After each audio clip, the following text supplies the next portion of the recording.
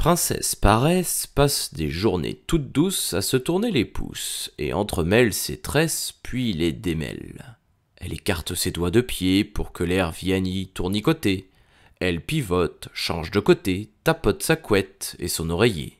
Qu'il est doux de se prélasser et de ne jamais s'inquiéter, d'écouter les oiseaux chanter, les abeilles bourdonner, les heures tendrement s'écouler.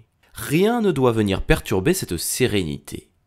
Gêner la tranquillité de Princesse Paresse est un sacrilège à éviter. Mais un matin, alors que le soleil se lève et effleure la peau douce de notre princesse ensommeillée, un lion, assis sur le bord de la fenêtre, se met à rigoler. « Ma chère, vous êtes un exemple de paresseuse qui va finir en boule graisseuse. À se relaxer et ne jamais se bouger, votre corps va se relâcher. » Princesse Paresse n'en croit pas ses oreilles qu'elle a pourtant bichonné la veille. « Qui êtes-vous pour vous permettre de me réveiller ainsi ?»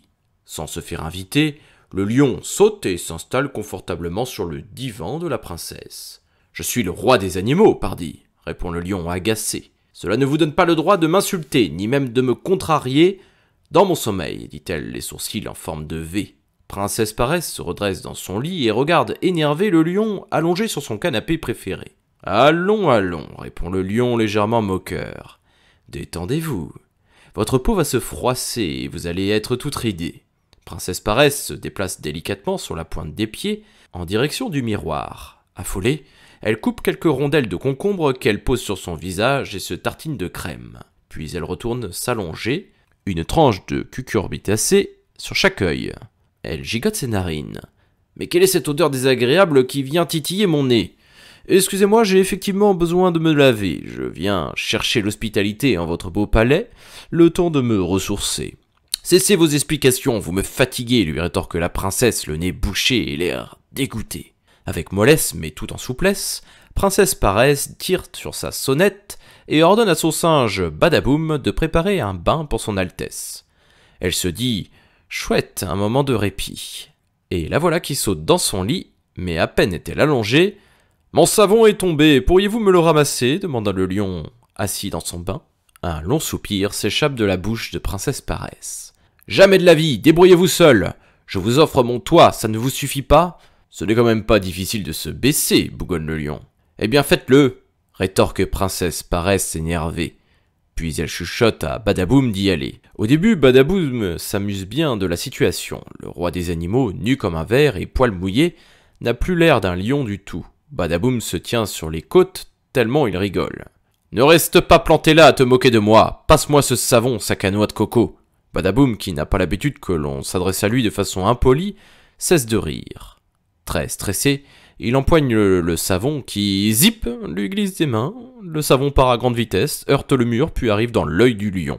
« Ah !» lui hurle-t-il. « Ça pique, espèce de maladroit, sac à banane, sors de là !» Badaboum, complètement affolé, part la tête basse.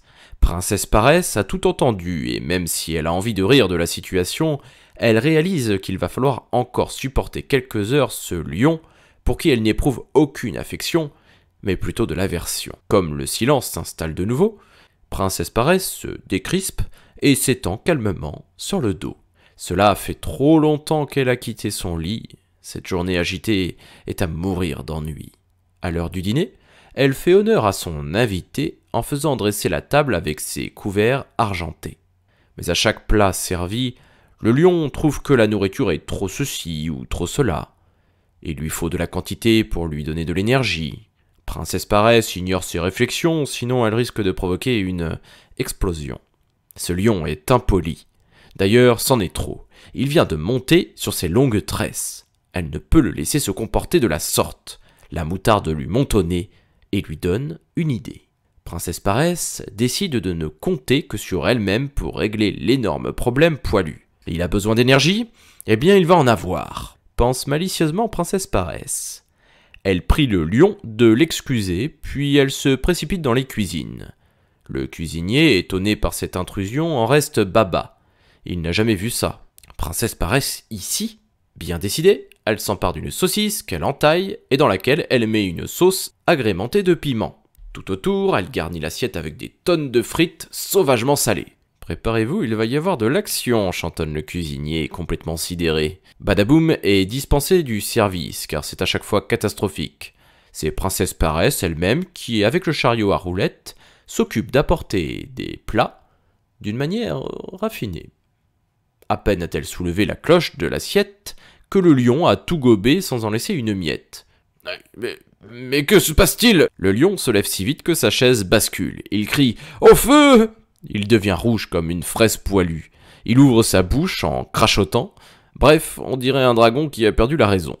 Il court tellement vite qu'il disparaît à l'horizon et se jette droit dans le bassin à poissons. Dans la cuisine, c'est la fête. On n'en peut plus tellement on se tord de rire. Badaboum se roule à terre et le cuisinier est en pleurs.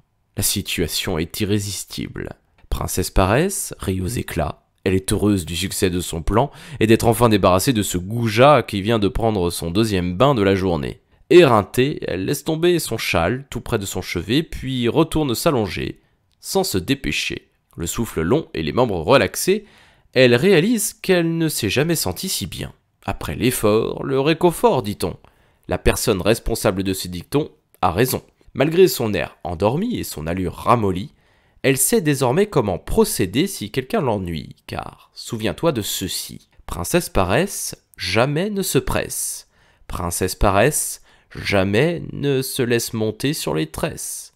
Parce que Princesse Paresse sait, quand il le faut, se bouger les fesses.